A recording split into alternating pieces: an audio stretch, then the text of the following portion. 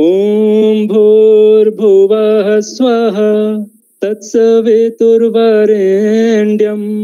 भर्गो देवस्य धीमहि धियो यो नः प्रचोदयात्। आज का हमारा टॉपिक है लय योग। लय योग जैसे कि हठ प्रदीपिका में भी हमको मिलता है, 1.25 करोड़ लय के प्रकार हैं, जिसमें से सबसे उत्तम माना गया है नाद को, नाद लय को। उसको नाद योग भी कहा गया है। तो उससे लगभग चीजें हमको कहीं पर सिमिलर मिलेंगे, देखते हैं क्या है। क्या है वास्तव में देखा जाए तो योग का मूल अर्थ यही है कि योगस्, महर्षि पतंजलि जी ने जैसे कहा है, योगस् चित्त वृत्ति निरोधः। सारी चीजें हमारे चित्त और उनकी वृत्तियों के निरोध में पूरा लगा हुआ है। वही चीजें जिस माध्यम से हम करते हैं उसके हिसाब से उसका योग का विभाजन होते चला गया है। तो लय योग में क्या है, इसमें कह रहे हैं कि चित्त का अपने स्वरूप में, स्वरूप में निज स्वरूप में लीन हो जाना। विलीन मतलब लीन हो जाना या लयबद्ध हो जाना। जैसे कि लयबद्ध हो जाने से क्या होंगे, सोते जागते खाते पीते चलते फिरते हर समय क्या है कि साधक के चित्त में केवल एक ही ध्यान रहेंगे, एक हर समय अनन्य मतलब कोई अन्य नहीं रहेंगे, केवल ब्रह्म की, परम सत्ता का, परमात्मा का, परमेश्वर का, उनका सदैव स्मरण होने रहेंगे, ध्यान होते रहेंगे। तो इस अवस्था को क्या कहते हैं, लय योग कहते हैं। लय योग पर भी कहीं कहीं पर जैसे यहाँ पर शब्द आया हुआ है, आप देख भी सकते हैं। पेन ले लिया जाए, देखिए यहाँ पर आप देख सकते हैं, ये लय योग अथवा नाद योग, ये दो शब्द आया यहाँ पर। तो क्या है, जो नाद योग है ना, वो 1.25 करोड़ लय योग का चर्चा हठ प्रदीपिका में है और अन्य ग्रंथ में भी मिलते हैं। उनमें इनकी सर्वोत्तम अवस्था क्या है, नाद है। तो इसी नाम से इसको लय योग अथवा नाद योग भी दे दिया गया है, क्योंकि प्राचीन काल से ही इसका योग मार्ग में इसका मतलब प्रचलन चलते रहा है। उसी पर इसमें क्या है, मुख्य रूप से ऊर्जा केंद्रों या चक्रों पर ध्यान की प्राचीन पद्धति है ये। इसमें चक्रों पर भी ध्यान के माध्यम से लय योग का साधन किया जाता है। तो लय योग के संबंध में योगराज उपनिषद में एक बात मिला है, उसे हम देखते हैं। यहाँ पर कहते हैं कि साध्यते मंत्र योगस्तु वत्सराजार दिभिर्यथा कृष्ण द्वैपायन अद्यस्तु साधितो लय संगीतः।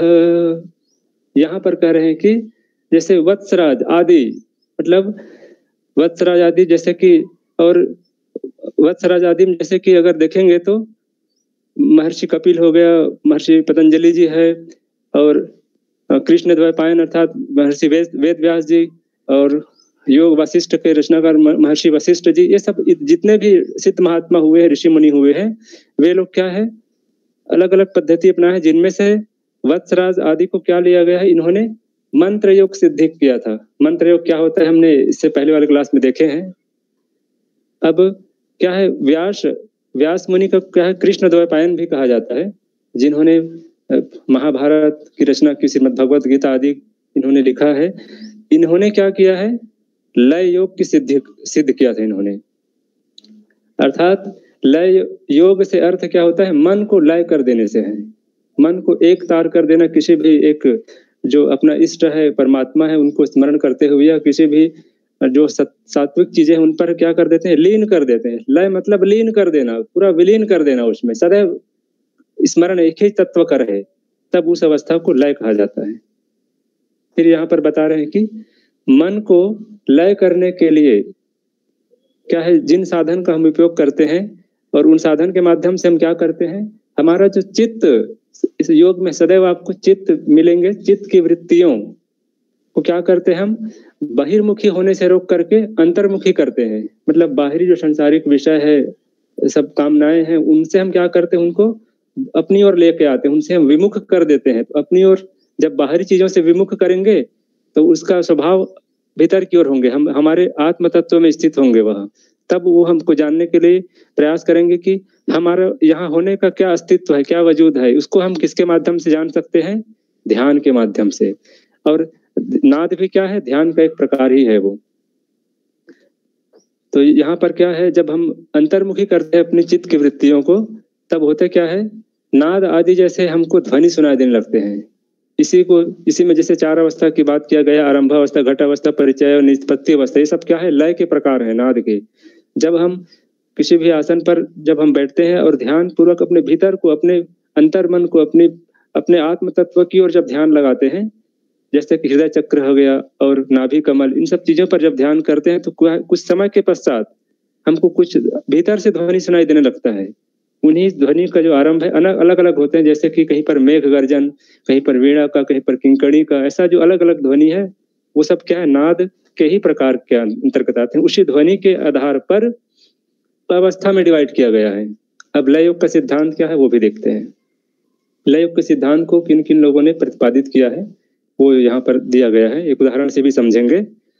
महर्षि कपिल है, याज्ञवल्क्य है, अंगिरा जी और महर्षि पतंजलि जी, महर्षि कश्यप, वशिष्ठ जी और वेद व्यास आदि से क्या है, लय योग के सिद्धांत प्रकट हुए हैं। ये सब इनको सिद्ध किए हुए व्यक्ति हैं, साधक रहे हैं, योगी रहे हैं। एक उदाहरण मिलते हैं, ये जो उदाहरण है एक सिद्धांत है, ये वास्तव में उदाहरण तो इसके आगे देखेंगे। इसको आचार्य शंकर जी ने दिया था। उन्होंने कहा था, उन्होंने अद्वैत का सिद्धांत दिए। अद्वैत का मतलब ये होता है जहां पर दो ना हो, और द्वैत मतलब जहां पर दो हो। दो किनमें है, सांख्य और योग। योग में प्रकृति पुरुष, और योग में खैर तीन हो जाता है। सांख्य में दो तत्व है, जहां पर जिस सिद्धांत को केवल दो तत्व पर आधारित हो, प्रकृति और पुरुष, तो वो सांख्य है।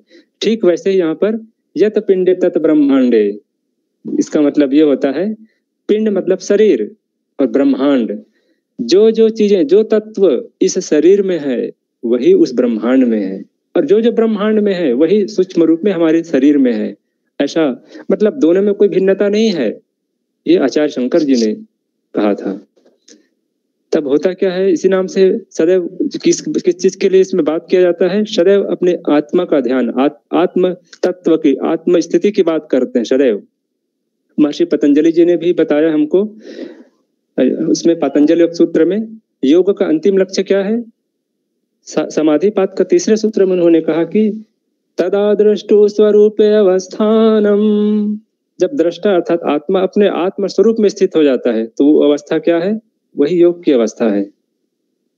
ठीक वैसे यहाँ पर कह रहे हैं, सदैव हम ध्यान में जब बात करते हैं ध्यान की, तो आत्म तत्व का ध्यान है, आत्मा से फिर परमात्मा की ओर अंतिम अवस्था रहता है। और जब हम क्या करते हैं, सबसे पहले हम लय योग में सिद्धि करने के लिए क्या करते हैं, गुरु के मार्गदर्शन के अनुसार से पहले साधक क्या करते हैं, मन को आत्मा में, अपने आत्म स्थिति में, स्वयं भीतर में क्या करते हैं, उसको संयमित करते हैं, उसको एकाग्र करते हैं, उसको लयबद्ध करते हैं। फिर क्या करते हैं, फिर वो धीरे धीरे प्रकृति से ऊपर उठ जाते हैं, प्रकृति के गुणों से, तीन गुण है सत्रस्तम, उनसे ऊपर उठ जाते हैं, तो क्या हो जाता है, वो परमात्मा की ओर आगे बढ़ते हैं। और परमात्मा में जब लय करने लगते हैं, परमात्मा में जब उनका सन्निकर्ष हो जाता है, मिलन हो जाता है, उनका साक्षात्कार होता है, तो उसी स्थिति को महालय या समाधि की प्राप्ति कहा जाता है। फिर है, इसके कितने अंग है, जैसे अष्टांग योग, सप्तांग योग, चतुरंग योग। चतुरंग योग आप लोग पढ़े हैं, हट प्रदीपिका में 4 अंग है, उसमें है, जिस उसकी मैं बात नहीं करता हूँ, केवल नाम बस ले लेते हैं। अष्टांग योग महर्षि पतंजलि जी का, जिसमें योग के 8 अंग है। सप्तांग योग हिरण संहिता में है, योग का आधार उसमें 7 अंगों से है पूरा। ठीक वैसे ही लय योग का 9 अंग है। पहला है यम, ये भी अष्टांग योग के ही समान है, थोड़ा सा बस एक अंतर है बस, जैसे कि उसमें आसन और प्राणायाम, इसमें क्या है, चीजें वही है, थोड़ा नाम बदल दिया गया है। पहला अंग यम, दूसरा नियम। स्थूल क्रिया, स्थूल क्रिया किससे करते हैं, स्थूल मतलब एक प्रकार से शारीरिक क्रिया है वो।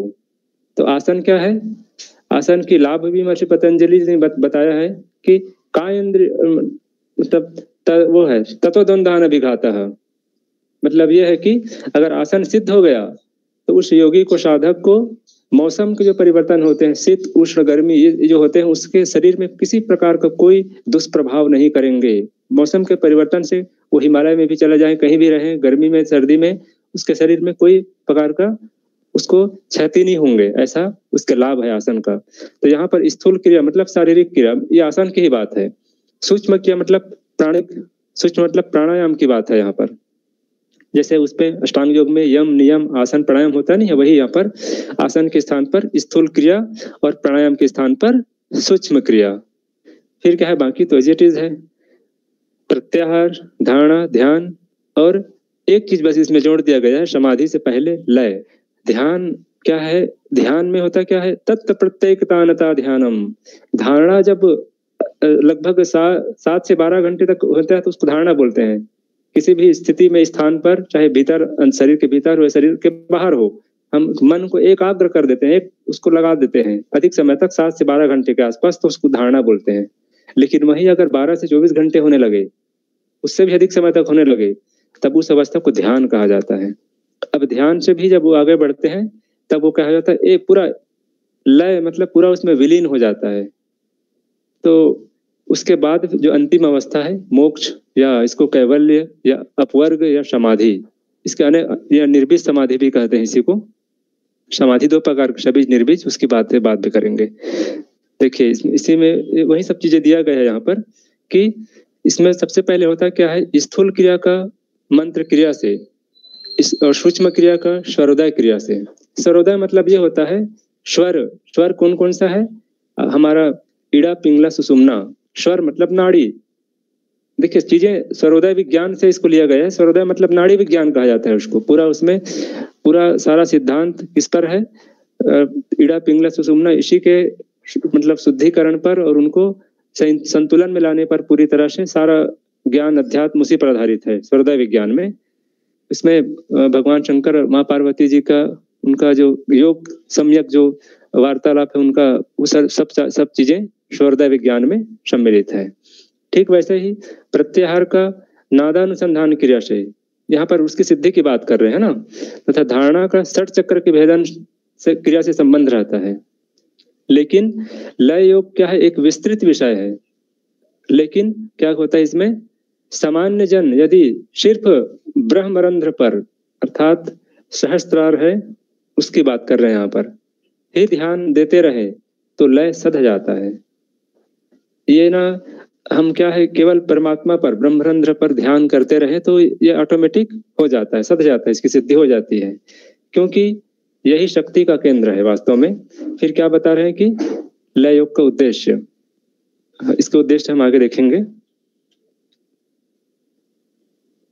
हाँ, लय योग का क्या क्या उद्देश्य है, देखिए यहाँ पर सबसे पहला है कि मस्तिष्क शांत हो जाता है और ब्रह्मलोक जैसा प्रकाशमान हो जाता है। ब्रह्मलोक मतलब परमात्मा का स्थान, जिसमें कोई परिवर्तन नहीं रहता है, सदैव एक सा परम आनंद सदैव रहता है उसमें, किसी प्रकार का राग, काम, क्रोध, लोभ, मोह, ईर्षा, यश, अपयश, ये सब चीजें वहां पर नहीं रहते हैं।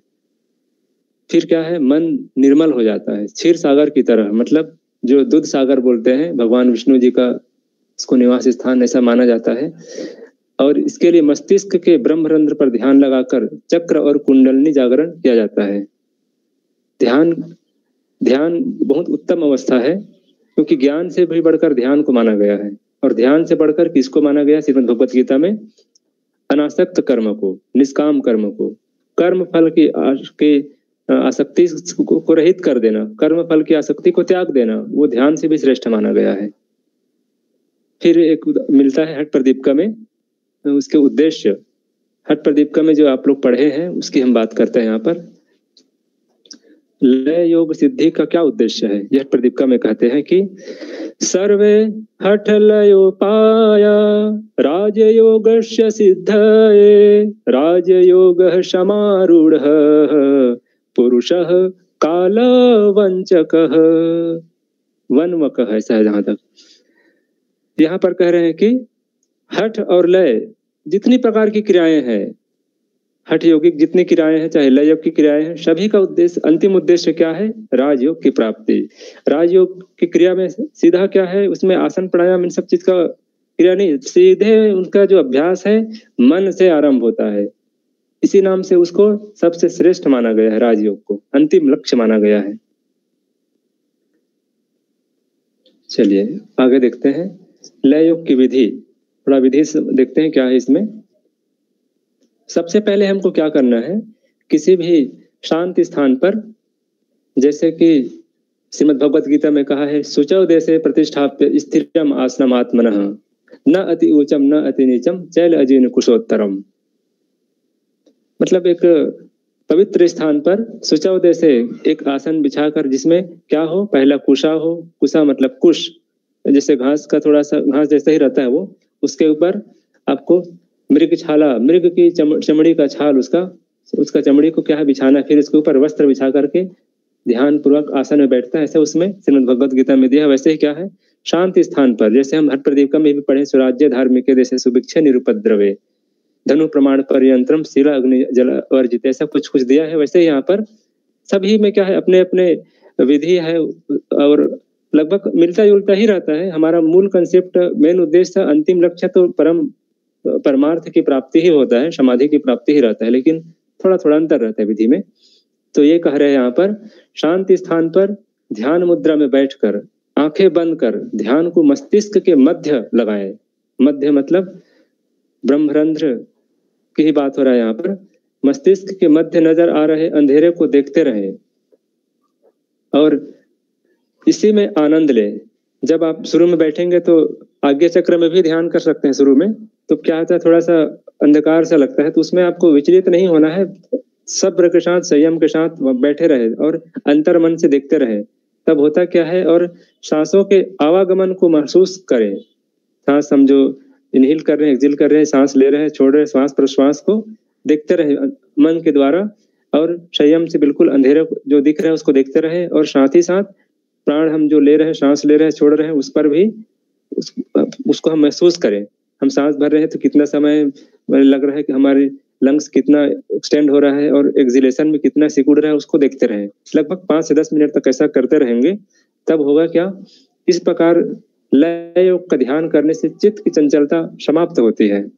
मतलब चित्त जो मन जो इधर उधर जो भटकते रहता है, वो क्या है, बार बार एक ही अभ्यास के होने से हम इनहिलेशन एक्सहेलेशन को देखने का प्रयास कर रहे हैं मन के द्वारा। तब मन क्या है, मन को क्या है, कंट्रोल में वास्तव में नहीं किया जा सकता, लेकिन उसके डायरेक्शन चेंज कर सकते हैं। तो यहाँ पर क्या करते हैं हम, जो सांसों के माध्यम से सांसों पर हम ध्यान दे करके उस पर हम मन को लगा करके उसकी दिशा बदल देते हैं। तब मन क्या हो जाता है, उसकी इधर चंचलता मतलब इधर उधर था वो स्थिर हो गया, हमारे अनुसार से चलने लगा। इस नाम से चित्त को ऐसा महसूस करता है, वो शांति की अवस्था महसूस करता है। और निरंतर इस अवस्था को अगर बना कर रखते हैं, तब व्यक्ति क्या है, धीरे धीरे ध्यान के ही माध्यम से वह परमात्मा से, ब्रह्मांड की शक्ति से जुड़ जाता है। और असीम अनंत अर्थात जो परम लक्ष्य है, क्योंकि जैसे ब्रह्मांड से जुड़े मतलब परमात्मा से जुड़े, तो उनके पास जो चीजें हैं वो आपको मिल जाते हैं। ये अवस्था आसानी से नहीं होता है, लेकिन जो जो वहां जुड़ते हैं उनके पास जो शक्ति रहते हैं उनके पास आ जाता है।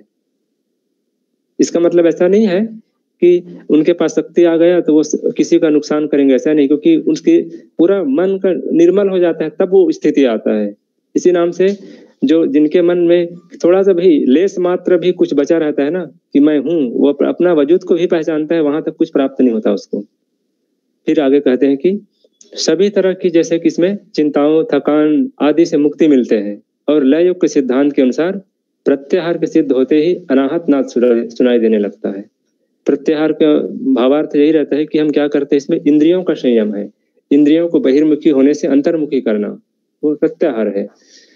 तो जैसे ये सिद्ध होता है, ततः महर्षि पतंजलि जी ने कहा कि ततः परमावश्यते इंद्रियाणाम, अगर प्रत्याहार सिद्ध कर लिए तो सदैव कभी भी मन विचलित नहीं होंगे। आप जिस स्थान पर, जिस जगह पर, जिस समय पर चाहेंगे, जितने समय तक चाहेंगे, उतने समय तक अपने मन को वहां पर टिका सकते हैं, स्थिर रख सकते हैं। अगर प्रत्याहार सिद्ध हुआ तो सदैव के लिए हाथ जोड़ के मन आपके पास रहेंगे, वो अपना बुद्धि नहीं लगाएंगे।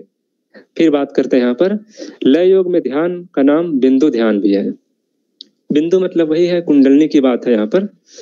इस कहीं पर इसका शुक्र वीर्य से भी ले लेते हैं बिंदु को, योग में अलग अलग स्थान पर अलग अलग नाम मिलते हैं। फिर इसमें कह रहे हैं कि बिंदु में अपने मन को स्थिर करके उसी में परमात्मा का ध्यान करना है, जिसकी पराकाष्ठा समाधि में होती है। पराकाष्ठा मतलब अंतिम लक्ष्य है वो समाधि। एक उदाहरण से भी समझने का प्रयास करते हैं। होता क्या है, इसमें मनुष्य जीवन भर संसार में फंसा रहता है। एक उदाहरण से इसमें लिया गया है, रेशम का कीड़ा क्या करता है, वह उनके जो मुख से जो लार जो निकलता है ना, वो क्या है, वही रेशम में कन्वर्ट होता जाता है और वह अपने चारों ओर उसको लपेटते रहता है, लपेटते रहता है, लपेटते रहता है। और एक समय जब आता है कि उनके जब हाथ पैर जब निकलते हैं बड़ा सा, मतलब उनकी अवस्था उड़ने वाली जब हो जाती है, तब क्या करते हैं, उसको उसी रेशम को उसको गर्म पानी में खौलते हुए डाल देते हैं, तो कीड़ा मर जाता है, वो निकल नहीं पाता। क्यों? क्योंकि अगर वो बाहर निकलेंगे तो रेशम की जो तार है, जो कोशा है, वो कट जाएंगे और उससे फिर वस्त्र तैयार नहीं कर पाएंगे। तो वैसे ही मनुष्य भी क्या करते हैं, घर में, गृहस्थी परिवार में, वह अपने मतलब ऐसा है कि मूल उत्तरदायित्व को भूल जाता है और इन्हीं सब चीजों को अपना मूल लक्ष्य बना करके वह इसी में घिर कर रह जाता है। एक उदाहरण भी लिया गया है, जैसे कि तेली के बैल। इसमें वो ऐसा है कि वो 12 कोस तो चलते हैं लेकिन घर का घर रहा। तेली का बैल इस नाम से कहा गया है कि ठीक वैसे ही है, मतलब हम अब अभ्यास तो कर रहे हैं, हम काम तो कर रहे हैं अपने, ऐसा नहीं कि हम आराम कर रहे हैं घर में, लेकिन हम लक्ष्य की ओर आगे नहीं बढ़ रहे हैं। पूरा दिन भर हमने सुबह से लेकर शाम तक कार्य किया और हम जिस लक्ष्य के लिए आए हैं उस पर एक कदम नहीं बढ़े, जीवन भर नहीं बढ़े। इसी नाम से कहा कि जो तेली का बैल के समान बन जाते हैं हमारा मन। और दिन भर हम तो काम करते हैं, 12 कोस चल रहे हैं, लेकिन घर के घर में ही रह गए। इसका मतलब यह है कि जो हमारा परम लक्ष्य है उसकी ओर हमारा विचार भी नहीं गया, जाना तो दूर की बात है। इसी नाम से घर के घर में ही, घर मतलब शरीर को भी कहा जाता है घट या घर। जैसे घटस्थ योग, जो हट पर उसको घेरण संहिता को घटस्थ योग कहा गया। घट मतलब शरीर भी होता है। अब होता क्या है कि जैसे यहाँ पर दिया है कि पूर्व जन्मों के अच्छे कर्मों के फल स्वरूप कभी कभी किसी को अगर सत्संग मिल भी जाता है, तब उसके मन में अगर जिज्ञासा उत्पन्न होता है कि हमको जानना चाहिए हमारा यहाँ आने का प्रकृति में क्या उद्देश्य है, क्या लक्ष्य है, ऐसा किसी के मन में भावना आता है, तो वह सदगुरु से या जो सिद्ध महात्मा उनकी कृपा की ओर आगे बढ़ते हैं। और यदि उनकी कृपा प्राप्त हो जाता है तो फिर वह क्या हो जाते हैं, आत्म तत्व में अपना स्वरूप में लीन हो जाते हैं, और उसी अवस्था को ही लय योग कहा गया है। अब लय योग की महत्ता के बारे में हठ प्रदीपिका में जो वर्णन है उसे देखते हैं। यहाँ कहा गया है कि सो अमेवास्तु मोक्षख्यो मास्तु वा अपि मतांतरे मनः प्राणलये कश्चिदानंदः संप्रवर्तते। यहाँ पर ये कह रहे हैं कि जब वह मतलब लय, मतांतर, मोक्ष में या मतांतर में मोक्ष नाम से कही जाने वाली वस्तु हो या न हो, किंतु यह सत्य है कि मन और प्राण के लय होने से कोई अनिवर्चनीय आनंद की अनुभूति होती है। यहाँ पर वही चीजें कह रहे हैं कि मन और प्राण क्या है कि प्राण हमारा मुख्य, जैसे कि 10 कितनी है, 10 वायु है शरीर में, उसमें से 5 जो मुख्य वायु है उसमें से प्राण प्रमुख है।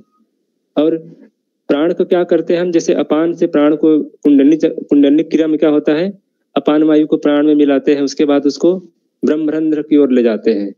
तो ब्रह्मरंध्र मतलब वहां पर अंतःकरण, अंतःकरण से तात्पर्य, जब भी हम अंतःकरण कहेंगे आप लोग 3 अर्थ समझिएगा, मन, बुद्धि और अहंकार। मन आया मतलब अंतःकरण की ही बात हो रहा है, तब वो क्या हो जाता है, मतलब एक हो जाता है दोनों में। वह सीधा समझ जाता है कि आत्म स्वरूप में स्थित होता है, और हमारा अगर हम यहाँ पर है, प्रकृति में भी है और चले भी जाएंगे, तो हमको लाने ले जाने वाला परमात्मा ही। ऐसा जब उनको दृढ़ विश्वास हो जाता है, तब उनको सुख दुख कुछ भी मिलता है जीवन में तो उसको कोई कष्ट नहीं होता है, वो सदैव परम आनंद में रहते हैं। ये बात कर रहे हैं यहाँ पर। फिर आगे कहते हैं कि श्री आदिनाथेन शपाद कोटिल्य प्रकार कथिता जयंती नाद अनुसंधानकम एव मन्यामहे मुख्यतम लयानाम। यहाँ पर कह रहे हैं कि हम जो बात आपको बता रहे थे ना कि श्री आदिनाथ जी ने कहा है कि लय के 1.25 करोड़ है, 1.25 करोड़ प्रकार है, जिसमें से नाद अनुसंधान, नाद को ही हम मुख्यता या श्रेष्ठ माना गया है। इसी की मैं बात कर रहा था।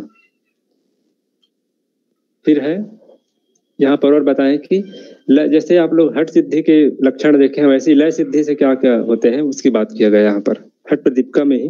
आप लोगों ने इसको खैर भी इस अध्याय इस उपदेश में तो नहीं पहुंचे हैं, लेकिन इसको पढ़ेंगे ही फ्यूचर में भी। आप देखते हैं इस पर, इंद्रियाणाम मनोनाथो मनोनाथस्तु मारुतः मारुतस्य लयो नाथः स लयो नादम आश्रितः। यहाँ पर बता रहे हैं कि इंद्रियों का स्वामी कौन है, उसका मालिक मन है। मन के ही आदेश को इंद्रियां मानते हैं। हम एक उदाहरण से भी कल बता रहे थे कि होता क्या है, कर्मेंद्रिया ज्ञानेंद्रिया ये दो भाग में बटा हुआ है हमारी इंद्रियां। तो कर्मेंद्रिया मतलब हमारा शरीरस्थ जो है, हाथ पैर आंख कान, ये जो चीजें हैं, जब हम विश्राम करते हैं स्वप्न में अवस्था में रहते हैं तो ये क्या करते हैं, ये कार्य नहीं करते हैं, लेकिन जो उनके सूक्ष्म तत्व है ज्ञानेंद्रिया वो कार्य करते हैं। इसी नाम से हमको सपने में भी मिष्ठान खाने का, किसी स्थान पर घूमने का, किसी दृश्य को देखने का, ये सब चीजें ऐसा अनुभव होता है जैसे हम वहां पर उपस्थित है, क्योंकि उसको मन डायरेक्टर, उसका डायरेक्शन, उनको चलाने का काम मन करते हैं, मन के आदेश को मानते हैं। वो मन तो सबसे चंचल है। गीता में भी कहा गया है कि चंचलम ही मनः कृष्ण, मन से ही सबसे ज्यादा चंचल है। उन्होंने भगवान कृष्ण से अर्जुन जी ने कहा कि मुझको ऐसा लगता है कि जो वायु है, पवन है, इसको वश में किया जा सकता है, इसको अपने मुट्ठी में रखा जा सकता है, लेकिन मन को नहीं किया जा सकता, ऐसा उन्होंने कहा। तो भगवान जी ने भी माना था। ठीक उसी मन की बात है यहाँ पर। इंद्रियों का स्वामी क्या है, मन है। अब मन का स्वामी वायु है और वायु का स्वामी लय है, और लय नाद पर आश्रित है। जो नाद श्रेष्ठतम अवस्था है, सवा करोड़ जो लय है उसमें श्रेष्ठ है क्या है, नाद है। जैसे मुद्रा में खेचरी मुद्रा, यम में मिताहार और नियम में अहिंसा, ऐसा जो पढ़े थे ना, आसनों में सिद्धासन श्रेष्ठ, वैसे ही जितनी लय है उसमें नाद लय श्रेष्ठ है, उसी पर सारी चीजें आश्रित है। फिर उन्मनी अवस्था की बात है यहाँ पर। उन्मनी अवस्था और राजयोग एवं नाद से उत्पन्न आनंद का वर्णन इस प्रकार है। इधर भी बता रहे हैं, उसके लक्षण की बात कर रहे हैं। उन्मनी अवस्था मतलब होता है कि परम शांति की अवस्था। एक अवस्था कब प्राप्त होते हैं, जब हम इड़ा पिंगला दोनों नाड़ियों को संतुलन में ले आते हैं, दोनों में एक साथ हम इनहेल एक्सहेल करते हैं, तब प्राण क्या होता है, सुषुम्ना में प्रवाहित होता है। जैसे सुषुम्ना में प्रवाहित होता है, फिर मन में एक असीम शांति का, परम आनंद का अनुभव होते हैं। उसी अवस्था को उन्मनी अवस्था कहते हैं। अब यहाँ पर कह रहे हैं कि हाँ, इसे देखते हैं।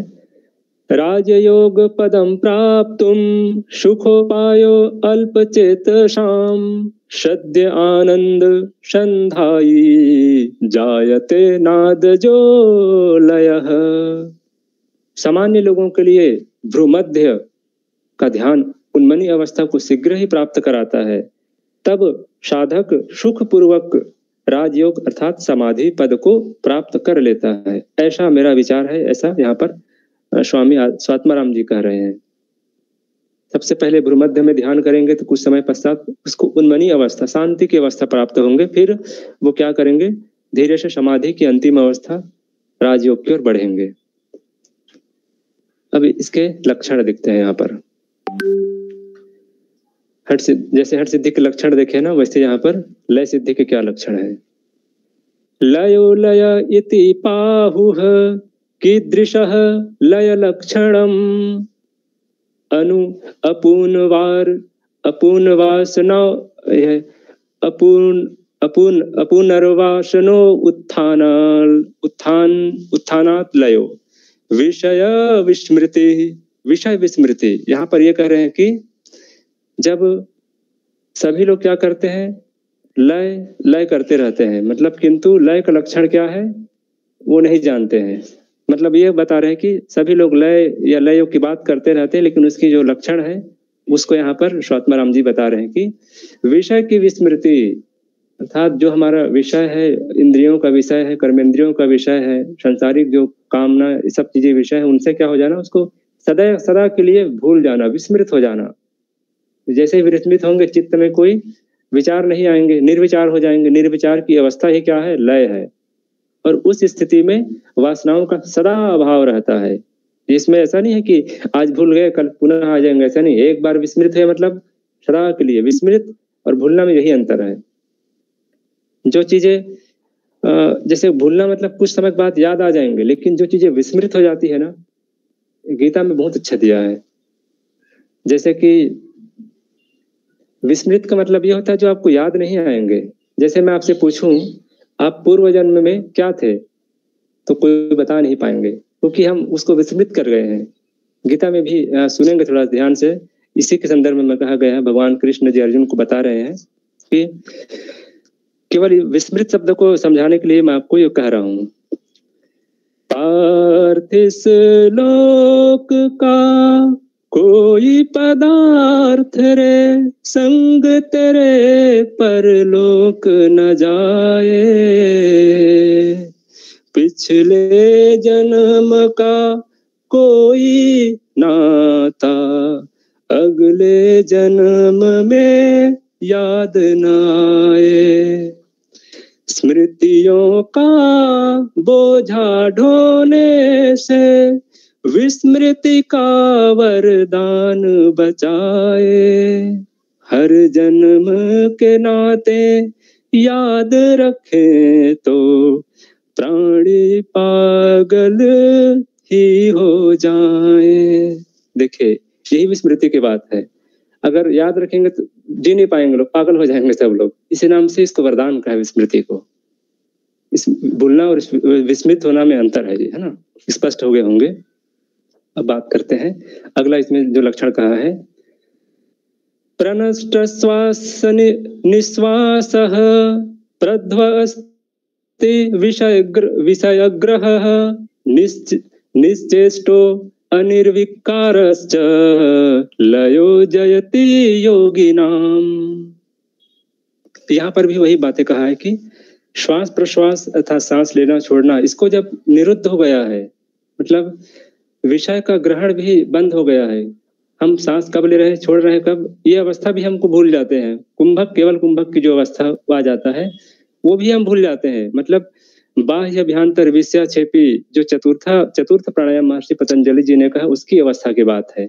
हम होल्ड करके भी रख रहे हैं, कुंभक लगा रहे हैं, सांस ले रहे हैं, छोड़ रहे हैं, इसका भी हमको स्मरण न रहे, तब हम चौथी अवस्था में जाते हैं। और वहां पर पहुंचते ही हर प्रकार की जो चेष्टा है हमारे शरीरगत, मनगत, कर्मगत, वो सब विकार क्या हो जाता है, सदैव के लिए विलीन हो जाता है, नष्ट हो जाता है। तब लय की प्राप्ति होती है। अब और भी लक्षण है इसमें, देखते हैं। समझने के लिए, आपका लय योग को समझने के लिए इसको लिया गया है। उच्छिन्न सर्व संकल्पो निःशेषाशेष चेष्टितः, स्वागम्यो लयः कोऽपि जायते वाग गोचरः। जिनके सभी संकल्प सदैव के लिए नष्ट हो गए हैं और सभी प्रकार की चेष्टाएं समाप्त हो चुकी है, ऐसे साधकों को एक अपूर्व लय की उत्पत्ति होती है उसके चित्त में, मन में, जिनका अनुभव तो किया जा सकता है परंतु वर्णन करना दुर्लभ है, मुश्किल है, वर्णन नहीं किया जा सकता। इसको अनुभव से ही, अनुभवगम्य है ये, अनुभव से ही इसको समझ सकते हैं। फिर कह रहे हैं कि यत्र दृष्टिर्लयस्तत्र भूतेन्द्रिय सनातनी सशक्तिर जीवभूतानां द्वे अलक्ष्ये लयं गते। जहां मन एकाग्र हो और उसका लय होता है, और वहीं पर जो लय स्थान है अर्थात मस्तिष्क, ब्रह्मरंध्र की बात है, और जीव मात्र की शाश्वत शक्ति क्या है, दोनों उस अलक्ष्य मतलब ब्रह्म की बात हो रहा है, परमात्मा की, में विलीन हो जाता है। मतलब यही है कि जब हमारा मन, हमारे सारे विचार जब विलीन हो जाते हैं, तब मन क्या हो जाता है, वही हमको संसार की ओर ले जाने वाला होता है, और वही मन परमात्मा की ओर भी ले जाने वाला होता है। तो वही बात है कि हम अलक्ष्य मतलब वही कह दिया कि हम क्या है, हमारा अंतिम लक्ष्य क्या है, परमात्मा है, जिसको हम क्या है, विस्मृत कर गए रहते हैं, भूल गए रहते हैं। जब हमको किसी को अंतिम समय में याद आता है, किसी को पहले याद आ जाता है, लेकिन जानते सभी है। जैसे कि आपने किसी का वचन सुना और किसी का प्रवचन सुने, तो कुछ समय के लिए आभास हो जाता है हमको कि वो सही बात कर रहे हैं, लेकिन हमारे पास तो बहुत समय है भी, ऐसा मन हमको भ्रमित कर देते हैं। ये आपका, अब इसके अंतिम देख लेते हैं, स्लाइड है लाभ। लय योग करने से क्या क्या लाभ होते हैं उसे देख लेते हैं। पहला है, अगर हम लय योग करेंगे या लय ध्यान करेंगे तब निरंतर करते रहने से चित्त की चंचलता शांत हो जाती है। चंचलता, चित्त जो है, मन जो है वो क्या हो जाता है, निर्मल अवस्था को प्राप्त हो जाते हैं। फिर कह रहे हैं ब्रह्मरंध्र, भ्रिकुटी या इसी को भ्रूमध्य भी कह देते हैं, पर निरंतर ध्यान देने से होता क्या है, व्यक्ति ब्रह्मांड की शक्ति से जुड़कर स्वयं को सकारात्मक ऊर्जा का स्रोत बना लेता है। उसके पास कभी भी नकारात्मक चीजें, ओछापन की चीजें कभी भी नहीं आएंगे, क्योंकि वो परमात्मा से जुड़ जाता है, परम सत्ता से जुड़ जाता है। कहीं पर जैसे कि स्वामी विवेकानंद जी ने योग की परिभाषा में उन्होंने कहा कि मनुष्य का ईश्वर से जुड़ने की पद्धति क्या है, योग है। वैसे ही और भी अन्य जनों ने कहा, कहीं कहीं पर जैसे गोरख संहिता में शिव से शक्ति का मिलन योग है, कहीं पर जीवात्मा का परमात्मा अग्नि पुराण में देखेंगे, अलग अलग जगह अलग अलग मिलता है, वैसे ही यहाँ पर। फिर कहते हैं ईश्वर से जुड़ने का यही एकमात्र साधन है, मतलब ध्यान, ध्यान की अवस्था लय। फिर इसमें कहे कि मस्तिष्क क्या है, निरोगी हो जाता है, किसी प्रकार का रोग नहीं रहता, शक्तिशाली भी हो जाता है तथा निश्चिंत बना रहता है, उसमें किसी प्रकार का चिंता नहीं आ पाते हैं। सभी तरह की चिंता, थकान और तनाव से व्यक्ति से वो दूर चला जाता है। इस तरह से इसके लाभ हैं। आप सभी का बहुत बहुत धन्यवाद। इसको सुने उसके लिए मैं इसको स्टॉप करता हूँ।